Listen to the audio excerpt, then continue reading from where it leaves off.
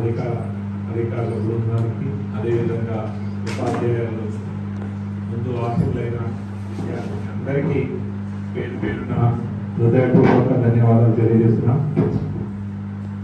సమయం గురించి మీరు చక్కగా తెలియజేశారు. ఎక్కడో మారుమూల ప్రాంతాల్లో నాగరిక సమాజానికి దూరంగా అనాగరిక సమాజంలో మారుమూల తండాల్లో గూడాల్లో నుండి ఒక్కొక్క ప్రాంతం నుండి మనం అందరం ఇక్కడ ఇవాళ ఈ కళాశాలలో ఒక దగ్గర గెట్ టుగెదర్ అయ్యి 4 మాటలు మాట్లాడుకుంటున్నాం. తెలంగాణ రాష్ట్రం ఏర్పడిన తర్వాత మనం కూడా సమాజంలో కార్పొరేట్ విద్యా సంస్థకు దీటుగా మనం చదువుకునేడానికి ఒక మంచి అరుదైన అవకాశం ఇవాళ తెలంగాణ రాష్ట్రంలో అది దొరకడం నిజంగా మన తల్లిదండ్రులు చేసుకున్న గొప్ప అదృష్టం అనేది ఈ సందర్భంగా తెలియజేస్తున్నాం. ఎందుకంటే నేను చదువుకునే క్రమంలో నా విద్యా మొత్తము ప్రభుత్వ పాఠశాలలో, ప్రభుత్వ కళాశాలలో, ప్రభుత్వ విశ్వవిద్యాలయంలో చదువుకున్న బిడ్డగా ఇవాళ మీకు ఒక మాట చెప్తున్నాను. ఆ మాట మీ జీవితంలో గుర్తుపెట్టుకోండి. ఎక్కడ చదివాము అనేది ముఖ్యం కాదు, కానీ చదువుకున్న దగ్గర మంచి క్రమశిక్షణతో మంచి ఒక ప్రణాళికను రూపొందించుకొని మన జీవిత లక్ష్యాన్ని ముందు నుండే మనం నిర్ణయం తీసుకొని ఈ సమాజానికి మనం చదువుకున్న చదువు, మనం సంపాదించుకున్న విజ్ఞానం ఈ సమాజానికి ఒక ఆదర్శవంతంగా నిలిచే విధంగా, ఈ సమాజానికి మన సేవ, దేశ పౌరుడుగా మన సమాజానికి సేవ చేసే భాగ్యం ఉండాలి అనే ఒక గొప్ప సంకల్పం ఉంటే అది మన జీవిత ప్రయాణంలో సాధ్యం కాదంటూ ఏది ఉండదు. కాబట్టి నేను అనేక వేదికల్లో ఈ మాట చెప్పాను. రోజుకి సృష్టిలో ఎంతో మంది పుడుతూ ఉంటారు, ఎంతో మంది గెలుతూ ఉంటారు. కొందరు మాత్రమే చరిత్రను సృష్టిస్తారు, కొందరు మాత్రమే చరిత్రలో స్వర్ణాక్షరాలతో లిఖించబడుతూ ఉంటారు. ఇవాళ ఏపీజే అబ్దుల్ కలాం గారు కావచ్చు, ఇవాళ స్వామి వివేకానంద గారు కావచ్చు, ఇవాళ డాక్టర్ బిఆర్ అంబేద్కర్ కావచ్చు, ఇవాళ అనేక మంది మహనీయులు ఆనాడు మన భారతదేశం కోసం, మన భారతదేశ సమాజ జాగృతం కోసం, మన భారతదేశం ఇవాళ మనం అందరం ఇంత స్వేచ్ఛగా బతుకుతున్నామంటే అనేక మంది మహనీయులు, అనేక మంది త్యాగాల స్ఫూర్తితో, త్యాగాలతో ఇవాళ మనం ఇంత స్వేచ్ఛగా ఉంటున్నాం. మనం కూడా ఎంతో విజ్ఞానం సంపాదించుకుంటున్నామంటే మన గురువులు, మన ఉపాధ్యాయులు, మన తల్లిదండ్రులు చేసిన వారి స్ఫూర్తి, వారి ప్రోత్సాహం, వారి యొక్క సహాయ సహకారాలతో మనం ఇవాళ ఇంత చక్కగా, ఇంత విజ్ఞానవంతులుగా మనం ఉన్నాము. నేను కూడా ఒక మారుమూల గిరిజన తండాల నుండి పుట్టి ఇవాళ ఈ స్థాయిలో ఎదిగినానంటే నాకు జన్మనిచ్చిన తల్లిదండ్రులకు, నాకు విద్యాబుద్ధులు నేర్పిన ఉపాధ్యాయులకు, నన్ను ఇవాళ ఈ వేదికలో ఇంత చక్కగా మాట్లాడి నన్ను ఈ అవకాశం కల్పించిన గురువు గారికి నేనైతే హృదయపూర్వకంగా పాదాలు వందనాలు తెలియజేస్తున్నాను. కాబట్టి విద్యార్థులారా, రోజు క్లాస్ రూమ్ గదిలో 4 మూలలకే మీరు పరిమితం కాకుండా, క్లాస్ రూమ్ లో మీ పుస్తకాల పురుగులు కాకుండా మీరు పుస్తకాల్లో ఉన్న విజ్ఞానాన్ని సంపాదిస్తూనే ఈ పోటీ ప్రపంచ యుగంలో రోజువారీగా కాలక్రమేణా వస్తున్న మార్పులను, ఈ టెక్నాలజీలో వస్తున్న విధి విధానాలను మనం అబ్జర్వేషన్ చేసి వాటి మీద మనం అవగాహన పరచుకొని ఈ సమాజంలో, ఈ కంప్యూటర్ యుగంలో మనం ఏ విధంగా నెగ్గాలి, ఈ టెక్నాలజీ పెరుగుతున్న ఈ టెక్నాలజీలో మన స్థానం, మన పాత్ర ఎక్కడ ఉండాలనేది నిర్ణయం తీసుకోవాల్సిన బాధ్యత ముఖ్యంగా ఇంటర్మీడియట్ స్థాయిలో మీరు ఉన్నారు. కాబట్టి ఈ ఇంటర్మీడియట్ అనేది మీ జీవితానికి ఒక దిశ నిర్దేశించుకోవడానికి ఒక గొప్ప మైలురాయి లాంటిది. ఈ యొక్క దశలో మీరు కనుక మీ యొక్క ప్రణాళిక మీకు కనుక స్పష్టంగా ఉంటే మన భవిష్యత్తుని మనమే తీర్చిదిద్దుకోవచ్చు. రోజు మనకు పాఠశాలలో, మన కళాశాలలో మన ఉపాధ్యాయులు అనేక అంశాల మీద వారు మీకు బోధనలు చేస్తూ ఉంటారు, వారు అనేక అంశాలు సూచనలు చేస్తూ ఉంటారు. కానీ వారు చేసిన సూచనల్ని, వారు బోధించిన బోధనలతో పాటు మనకు ఇవాళ పత్రికల్లో కావచ్చు, వివిధ టెక్నాలజీ రోజువారీగా వస్తున్న అంశాలకు అప్పుడప్పుడు అనేక మంది మీకు వివిధ ఉపన్యాసాలు చెప్పినప్పుడు కూడా మీరు అనేక అంశాలని దగ్గరగా మంచి శ్రద్ధతో, మంచి క్రమశిక్షణతో తెలుసుకోవాల్సిన బాధ్యత ఉంటుంది.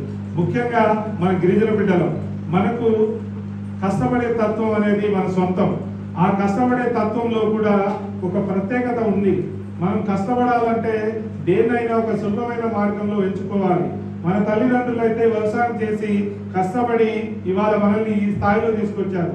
వాళ్ళ తాతలు వాళ్ళ తండ్రులు అయితే చదువుకోకపోవడం వల్ల ఇవాళ మన తల్లిదండ్రులు కేవలం రెక్కడాడుతూనే బుక్కెడు బువ్వలాగా రోజు కూలీ పనుల మీద, వ్యవసాయం ఉంటే వ్యవసాయ పనుల మీద ఎంత కష్టపడతారు అనే విషయాలు మనం ప్రాక్టికల్ గా కళ్ళారా మనం చూసిన బిడ్డలు. మనం ఇవాళ అలాంటి దుస్థితి నుండి ఇవాళ ఈ స్థాయిలో ప్రభుత్వం ఇచ్చిన అవకాశాలు, మనకి ఎంతో విజ్ఞానం ఉన్న విజ్ఞానాన్ని మనం ఈ పోటీలో ఎదుర్కొని ఇక్కడ సీటు సంపాదించుకొని కూర్చున్న ఆడబిడ్డలకు, మా చెల్లెలకు నేను చెప్పే ఒక విజ్ఞప్తి ఏంటంటే, అవకాశం వచ్చింది, దాన్ని ఆశామాషిగా తీసుకోకండి. ఈ అవకాశాన్ని, ఈ సమయాన్ని వృధా చేసుకోకుండా ఏ ఒక్క అవకాశం వచ్చినా దాన్ని అందిపుచ్చుకొని మనదైన శైలిలో మనకంటూ ఒక ప్రత్యేకత సృష్టించాలి. అప్పుడే ఈ సమాజంలో మనకు ఒక గౌరవం ఉంటుంది. ఇవాళ 320 మంది విద్యార్థినిలో మీకంటూ ఒక ప్రత్యేకత ఉండాలి. అది చదువు రంగంలో కావచ్చు, సాంస్కృతిక రంగంలో కావచ్చు, అది క్రీడా రంగంలో కావచ్చు, మీకు నచ్చిన ఏ రంగంలో అయినా కావచ్చు, మీ ప్రతిభను మీరు కనబర్చి మీకంటూ ఒక ప్రత్యేకత కనుక మీరు సృష్టించకపోతే ఈ సమాజంలో, ఈ గురుకుల పాఠశాలలో మీకంటూ ఒక ప్రత్యేకత, గౌరవం, అభిమానం, అభినందనలు మీ ఉపాధ్యాయుల దగ్గర మీకు ఉందా లేదా అనేది మీరే ఒకసారి ఆత్మ పరిశీలన చేసుకోవాలని గట్టిగా మీ కరతాల చప్పట్లతో ఈ విషయాన్ని మీకు వదిలిపెట్టేది.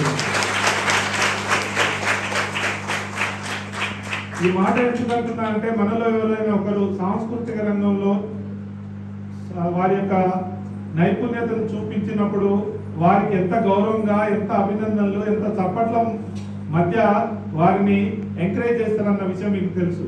ఎవరైనా ఒక బెస్ట్ క్లాస్ ఫస్ట్ వస్తే వారిని ఎంత ఎంకరేజ్ చేస్తారన్న విషయం కూడా మీకు తెలుసు. అట్లాంటి ఈ క్రమంలో మనమెందుకు ఫస్ట్ రాకూడదు, మనమెందుకు సాంస్కృతిక రంగంలో నైపుణ్యత చూపించకూడదు, మనమెందుకు ఈ పోటీ ప్రపంచంలో మనకున్న అవకాశాల్లో మనమెందుకు మన ప్రతిభను కనబరచకూడదు అనే అంశాల్లో మీకు మీరే ఆత్మ పరిశీలన చేసుకొని మీరు కనుక క్రమశిక్షణతో కనుక మీరు చదువుకుంటే ప్రభుత్వాల్లో అనేక అవకాశాలు ఉన్నాయి. మీరు భవిష్యత్తులో మంచి ఒక ఇంజనీర్ గా, ఒక డాక్టర్ గా, లేకపోతే ఒక సివిల్ సర్వెంటర్ గా, లేకపోతే ఒక ఐఏఎస్, కలెక్టర్, ఐపీఎస్ ఏది కావాలన్నా మనం ఈ దశ నుండే కనుక మనం క్రమశిక్షణతో చదువుకొని మన భవిష్యత్తుని మనమే ఒక దశాదిశ నిర్దేశించకపోతే, ఒక దశాదిశను కనుక మనం నిర్దేశించుకోకపోతే ఈ సమాజంలో మనకంటూ ఒక గౌరవం ఉండదు. కాబట్టి ఇవాళ ఒక ప్రభుత్వ పాఠశాలలో చదువుకొని ఈ రాష్ట్రంలో నాకంటూ ఒక ప్రత్యేకత సృష్టించినప్పుడే ఇవాళ తెలంగాణ రాష్ట్ర సమాచార కమిషనర్ గా భారతదేశంలో అతి చిన్న వయసులో 32 సంవత్సరాల్లో ఒక కమిషనర్ గా మీ ముందు మాట్లాడుతున్నామంటే కేవలం దాని వెనుక అనేక కష్టాలు, అనేక రాత్రి పగలు నేను కష్టపడ్డ ఆ కష్టాలు కావచ్చు, నా కృషి కావచ్చు, నేను చేసిన నా తపనలో అనేక అంశాలు, నా కళానికి, నా గలానికి ఎన్నో పనులు చెప్పి ఇవాళ నేను ఈ సొసైటీలో మీ ముందు ఇట్లా మాట్లాడడానికి ఒక ఆ ఉద్దేశం ఏంటంటే కేవలం నా కృషి. ఎక్కడ ఏ వేదికకి వెళ్ళినా, ఏ ఒక్క జిల్లాకి వెళ్ళినా, ఏ ఒక్క కార్యాలయానికి వెళ్ళినా, ఎక్కడ అవకాశం ఉంటే ఇవాళ నేను మంచిగా ఏదో ఒక గెస్ట్ హౌస్ లో కానీ, గెస్ట్ రూమ్ లో కానీ, ఎక్కడో ఒక దగ్గర ప్రశాంతంగా కూర్చొని భోజనం చేసి వెళ్ళిపోవచ్చు. కానీ నేను ఈ ప్రాంతానికి వచ్చానంటే ఈ ప్రాంతంలో ఉన్న విద్యార్థులు కానీ, విద్యార్థినులు కానీ నా నుంచి ఒక మాట కానీ, నా నుంచి వారిలో ఒక స్ఫూర్తిని నింపే, వారిలో ఒక ఉత్సాహాన్ని ఇచ్చే, వారిలో ఒక ధైర్య సాహసాన్ని నింపే ఒక ఏదో ఒక మాట ఉండాలి, వారిని ఎంకరేజ్ చేసే ఒక అవకాశం మనం ఇవ్వాలి అనే ఒక ఉద్దేశంలో భాగంగానే ఇవాళ మీతోని ఈ సమయంలో కూడా ఇంత నిలబడి మాట్లాడుతున్నానంటే మీరు కూడా మీ సమయాన్ని వృధా చేసుకోకుండా మీ యొక్క శ్రేయస్సు కోసం, మీ తల్లిదండ్రుల యొక్క శ్రేయస్సు కోసం, తెలంగాణ రాష్ట్ర శ్రేయస్సు కోసం, దేశం యొక్క భవిష్యత్తు కోసం ఇప్పటి నుండే నేటి బాలులు రేపటి పౌరులలాగా మీరు ఈ సమాజానికి, ఈ దేశానికి మీ సేవలు ఉండాలి. అందరూ ఇవాళ మనం కష్టపడితే ఏదైనా సాధ్యమవుతుందన్న విషయానికి ఇవాళ మన ఆడబిడ్డ అతి చిన్న వయసులో మాలోతు పూర్ణ అనేక సంచలనమైన రికార్డులు సృష్టించిందంటే కేవలం ఆమె సాహసం, ఆమె ప్రతిభ, ఆమె పట్టుదల. కాబట్టి ఇవాళ ఒక మన ఆడబిడ్డ మన జాతికి మాలోతు పూర్ణ సక్సెస్ అయిందంటే మీ యొక్క గట్టి కరతాల చప్పట్లతో వారిని అభినందిస్తూ వారిని స్ఫూర్తికి తీసుకోవాల్సిన అవసరం మనకుంది. ఇవాళ ముఖ్యంగా ఈ ప్రాంతం మేడారం సమ్మక్క సారలమ్మ చరిత్రను కూడా మనం ఒక ఆత్మ పరిశీలన చేసుకుంటే ఆమె సాహసం, ఆమె తెగువ, ఆమె పట్టుదల కూడా మనకు ఒక స్ఫూర్తి నింపించే విధంగా. అందుకోసమే నేను గిరిజన బిడ్డలం మనం ఏదైనా అనుకుంటే అది ఎన్ని కష్టాలైనా ఎన్ని సమస్యలు ఎదురైనా వాటిని చేసేంత వరకు వదిలిపెట్టని తత్వం, ఆ పట్టుదల మనలో ఉంటది. కాబట్టి మీరు ఈ పట్టుదలను, మీ స్ఫూర్తిని మీ చదువు రంగంలో మంచి ప్రతిభను కనబర్చి మంచి క్రమశిక్షణ కలిగిన విద్యార్థులుగా, మిగతా విద్యార్థులకు ఒక ఆదర్శవంతమైన విద్యార్థులుగా మీరు నిలవాలనే ఒక ఉద్దేశంలో మిమ్మల్ని ఈ సందర్భంగా అనేక అంశాలు తెలియజేస్తున్నాను. అంతేకాకుండా ఇవాళ మన గిరిజన తండాల్లో, గిరిజన గూడాల్లో బాల్య వివాహాలు వాటిని నిర్మూలన చేయడంలో కూడా మీ కృషి ఉండాలని కూడా ఈ సందర్భంగా సూచన చేస్తున్నాము. అదేవిధంగా మన గ్రామాల్లో, మన తండాల్లో నిరక్షరాస్యులను కూడా మనకు సమయం దొరికినప్పుడు వల్ల వారిని అక్షరాస్యుల వైపు తీర్చిదిద్దడంలో మీ కృషి ఉండాలి. మీరు మంచిగా చదువుకొని మంచి సమాజానికి సేవ ఇచ్చే స్థాయిలో మీరు ముందుకు సాగాలని నా విజ్ఞప్తి. ఇవాళ గురుకుల పాఠశాలలో అనేక అవకాశాలు ఉన్నాయి.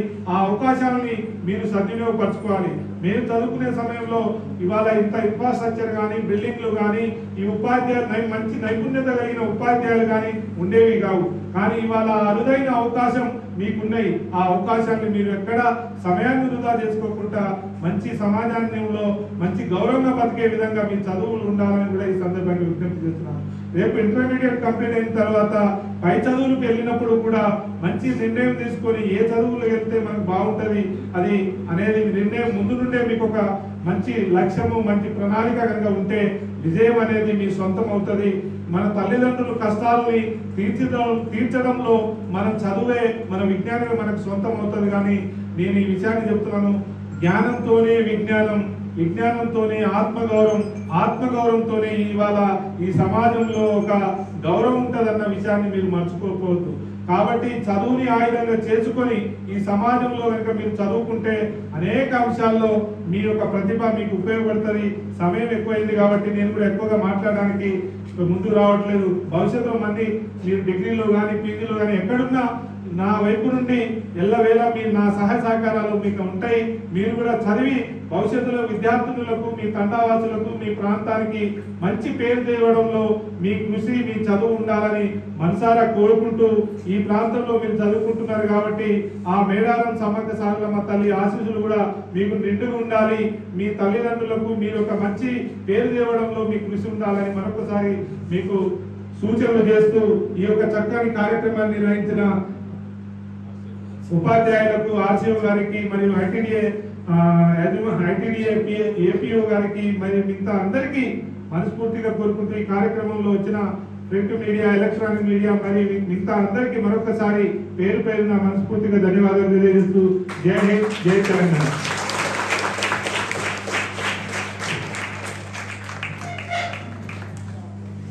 Thank you, sir. Thank you very much.